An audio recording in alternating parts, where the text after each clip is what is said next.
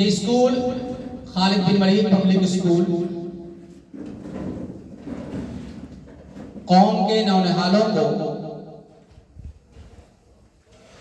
دینی اور عصری تعلیم سے آراستہ کرنے کے لیے قائم کیا گیا اور الحمدللہ اپنے قیام کے دن سے لے کر آج تک جس مقصد اور جس پرپس کے لیے اس کی بنیاد رکھی گئی تھی، انشاءاللہ یہ اسکول الحمدللہ یہ اسکول کامیابی کی طرف دن بدن گامزن ہے، آگے بڑھتا جا رہا ہے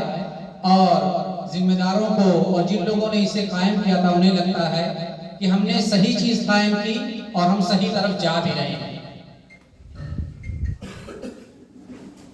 میں نے کہا کہ آپ حضرات کے سامنے پڑھی تھی جس میں اللہ تبارک و تعالیٰ نے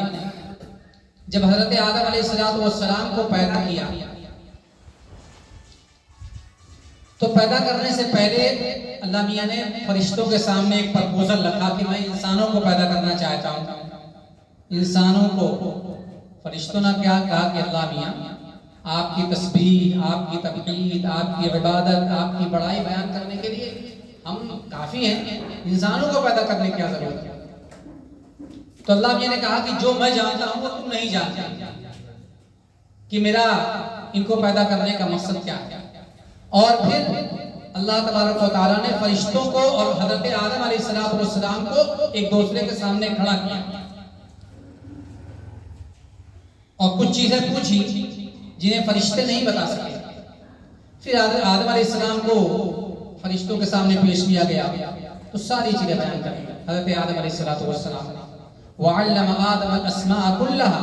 ثُمَّ عَرَضَهُمْ عَلَى الْمَلَائِكَةِ کہ اللہ تبارک و تعالیٰ نے حضرت آدم علیہ السلام کو ساری چیزیں کلّا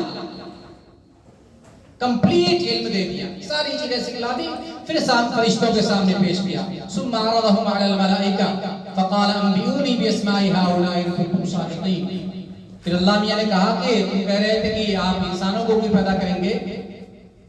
ذرا ان چیزوں سے مجھے بھی باخبر کر دو تم لوگ۔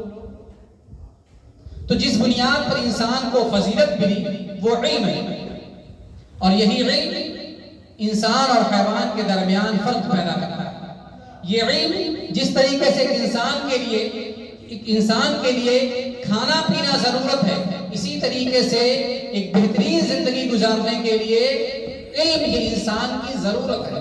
اللہ کے نبی صلی اللہ علیہ وسلم نے فرمایا طلب العلم فریضۃ علی کل مسلم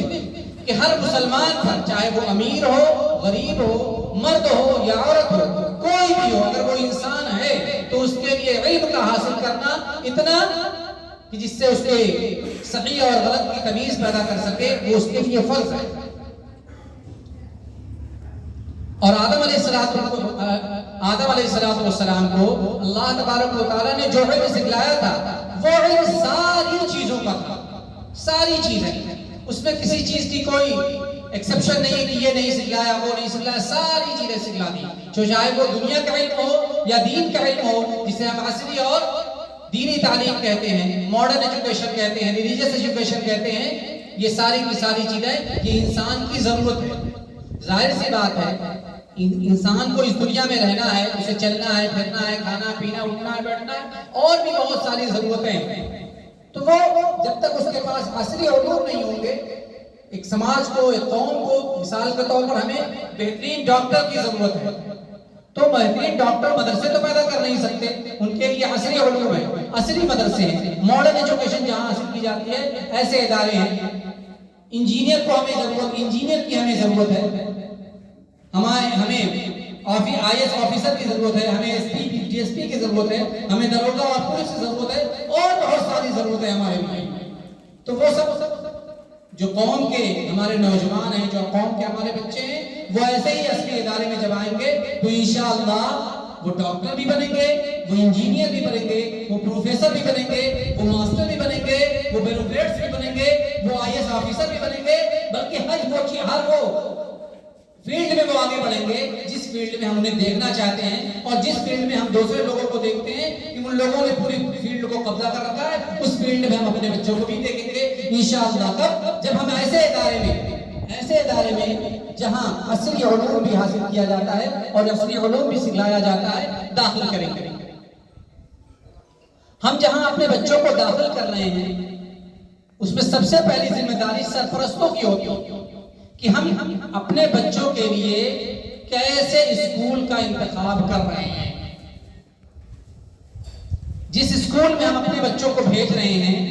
کیا وہاں کا مینجمنٹ، وہاں کے ٹیچرز، وہاں کہ اور لوگ جن کے یہاں جا کر ہمارا بچہ 5 گھنٹے 6 گھنٹے 7 گھنٹے 8 گھنٹے گزارے گا، وہ کیسے لوگ ہیں؟ اگر ان کا ذہن وسعت والا ہوگا، اگر وہ اچھے لوگ ہوں گے تو آپ کے بچوں کو صحیح راستہ دکھلائیں گے اور صحیح تعلیم دیں گے، صحیح ان کی تربیت کریں گے۔ اور اگر ہم نے بس یوں ہی یار پڑھانا ہے، کہیں بھی نام لکھا دیا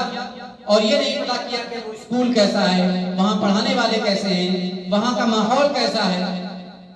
بہت سے ایسے اسکول ہیں جہاں ہم اپنے بچوں کو بھیج دیتے ہیں، وہاں بچہ پڑھ تو لیا لیکن یہ میرے والد صاحب کا واقعہ ہے، وہ بتا رہے تھے، بلکہ سب کے سامنے بتا رہے تھے، وہ بچہ بھی تھا جس کے سامنے وہ بات بتا رہے تھے، کہہ رہے تھے کہ جب میں اس کو لے کر جاتا تھا اسکول میں پہنچانے کے لیے کبھی کبھی، تو میں اس سے پوچھتا تھا کہ مسجد میں جاؤ گے تو کیا کہو گے؟ تو وہی کہتا تھا جو اسکول میں اسے سکھلایا جاتا تھا، واللہ بھی ایک نام نہیں لیتا تھا۔ بعد میں اس نے ابھی 2-4 سال پہلے مجھ سے کہا کہ میں کمپلیٹلی رانگ تھا، بالکل مجھے کچھ وہ نہیں تھا، اور بعد میں مجھے سمجھ میں آیا کہ دین کیا ہے، دھرم کیا ہے، اللہ میاں کیا ہے، والدین کیا ہیں، یہ کیا ہے، نماز کیا ہے، روزہ کیا ہے۔ تو ہم ایسے اسکول کا انتخاب نہ کریں کہ جہاں بھی چاہیں ہم اپنے بچوں کو بھیج دیں کہ چلو یار پڑھ تو رہا ہے، نہیں، صحیح اسکول کا انتخاب آپ کریں، صحیح ٹیچرز جہاں ہوں، جہاں کا مینجمنٹ اچھا ہو، جہاں کے ذمہ دار ان بچوں کو اپنا سمجھتے ہیں، کیونکہ جب ہم کسی چیز کو اپنا سمجھیں گے تو اس کی اسی طریقے سے دیکھ بھال کریں گے، اس کی اسی طریقے سے تربیت کریں گے، اور اگر ہم نے یوں ہی سمجھا تو پھر ہم کوئی بھی دھیان نہیں دیں گے۔ اور اللہ کے نبی صلی اللہ علیہ وسلم کی حدیث ہے، کلکم راع وکلکم مسئول عن رعیتہ۔ اللہ کے نبی صلی اللہ علیہ وسلم فرماتے ہیں کہ تم میں کا ہر ایک ذمہ دار ہے، ہر ایک تم میں کا ذمہ دار ہے، اور اس کی رعایا کے بارے میں، اس کے ماتحت جو لوگ ہیں اس کے بارے میں سوال کیا جائے گا۔ جیسے گھر کا ذمہ دار ہوتا ہے، ابا ہیں تو ابا سے ان کے اولاد کے بارے میں سوال کیا جائے گا کہ آپ نے اپنے اولاد کی کیسے تربیت کی۔ بادشاہ ہیں تو اس سے ان کی رعایا کے بارے میں سوال کیا جائے گا کہ آپ نے اپنی رعایا کے لیے کیا انتظامات کیے تھے اور ان کے لیے کیا کیا تھا۔ تو اسی طریقے سے یہ جو بچے ہمارے پاس آتے ہیں، ہم ان کے ذمہ دار ہیں۔ ان بچوں کے بارے میں ہم سے اللہ میاں کے یہاں سوال کیا جائے گا کہ یہ 8 گھنٹہ 4 گھنٹہ 10 گھنٹہ 15 گھنٹہ 12 گھنٹہ 8 گھنٹہ جتنے بھی گھنٹے اسکول چلتے ہیں، جو یہاں کا جیسا نظام ہوتا ہے، اس کے بارے میں ہم سے سوال کیا جائے گا کہ یہ بچہ فلاں جگہ سے آتا تھا اور اس کے والدین نے، اس کے اماں نے، اس کے ابا نے تمہارے حوالے ان بچوں کو کیا تھا، تم نے ان میں کیا کیا، ان کی کیسی تربیت کی۔ ایسی بس آئے پڑھائے چل دیے، وہ پڑھ رہا ہے نہیں پڑھ رہا ہے، کیا کر رہا ہے، اس کی دوسری پڑھائی کے علاوہ اس کی دوسری ایکٹیویٹیز کیا ہیں، وہ کہاں جا رہا ہے، کن بچوں سے مل رہا ہے، کیا کر رہا ہے، اس کی آپ نے دینی یا تربیت کیسی کی۔ تو ان سب چیزوں کے بارے میں ہم سے سوال کیا جائے گا، اور اسی طریقے سے آپ سے بھی سوال کیا جائے گا کہ آپ نے اپنے بچے کو کہاں داخل کرا دیا تھا۔ تو یہ سوال ہم سے بھی ہوگا، آپ سے بھی ہوگا۔ تو سب سے پہلے اگر ہم اپنے بچوں کو پڑھانا چاہتے ہیں، اگر ہم اپنے بچوں کو بہترین تعلیم سے آراستہ کرنا چاہتے ہیں، اسے وہ چیز بنانا چاہتے ہیں جو ہم دوسرے لوگوں کو دیکھتے ہیں، تو سب سے پہلے ہمیں ان کے لیے بہترین اسکول کا انتخاب کرنا پڑے گا۔ اور جیسے میں نے شروع میں کہا تھا کہ جس مقصد کے تحت ہمارا یہ اسکول قائم کیا گیا تھا، الحمدللہ یہ اسکول ترقی کی طرف گامزن ہے۔ جتنے بھی ہمارے پاس وسائل ہیں اس کے اعتبار سے الحمدللہ ہم دن بدن ترقی کر رہے ہیں. اگر آپ لوگوں کی دعائیں رہی تو انشاءاللہ اللہ تعالیٰ کی ذات سے امید ہے کہ ہم اپنے مقصد میں 100% کامیاب ہوں گے. تو اسکول نے آج آپ کے لیے یہ میٹنگ آرگنائز کی ہے کہ سرپرست کی کیا ذمہ داری ہے اپنے بچوں کے تئیں اگر وہ اپنے بچوں کو پڑھانا چاہتے ہیں تو. اور ظاہر سی بات ہے اتنا پیسہ ہم خرچ کر رہے ہیں, اتنی تکلیف اٹھا رہے ہیں, صبح 6 بجے 7 بجے مائیں تیار ہوتی ہیں, بچوں کو تیار کرتی ہیں, ان کے ٹفن بناتی ہیں, ان کے کپڑے پہناتی ہیں, ان کو کپڑا دھلتی ہے, سب کچھ تیار کر کے بھیجتی ہیں. باپ والدین باپ جو ہے وہ نہ جانے کہاں سے بیچارہ کتنی محنت سے مشقت سے ان کو داخل کرتا ہے, ان کی فیس جمع کرتا ہے, ان کی ساری چیزوں کا انتظام کرتا ہے, کاپی کتاب کا انتظام کرتا ہے. ظاہر سی بات ہے یہ سب چیزیں ہم کر رہے ہیں تو اس کا مطلب یہ ہے کہ ہم اپنے بچوں کو پڑھانا چاہتے ہیں, ہم اپنے بچوں کو doctor, engineer, professor, master, IAS officer, bureaucrat سب کچھ بنانا چاہتے ہیں. تو اس کے لیے لیکن ہم صرف چاہتے ہیں اور کچھ نہ کریں تو ایسا کچھ نہیں ہوگا. صرف ہم چاہیں کہ ایسا ہو جائے تو ایسا نہیں ہوگا. چاہیں اس کے بعد ہماری کچھ ذمہ داری بھی ہے, ہماری کچھ ایکٹیویٹیز بھی ہیں, ہمیں کچھ کرنا پڑے گا. تو وہ ہماری ذمہ داریاں کیا ہیں, ہماری ایکٹیویٹیز کیا ہے, اور اسکول ہم سے کیا چاہتا ہے یا بچے ہم سے کیا چاہتے ہیں, انہی جب باتوں پر انشاءاللہ ابھی آپ کے سامنے تفصیل سے بات آئے گی.